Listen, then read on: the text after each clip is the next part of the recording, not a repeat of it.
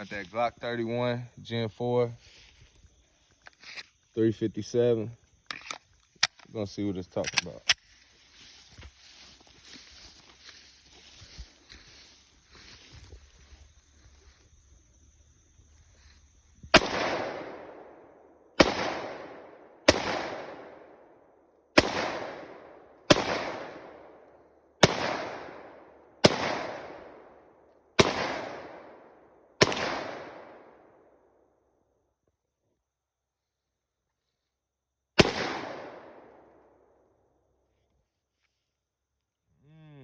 Should I get a Glock, man? Y'all comment, let me know, should I get a Glock?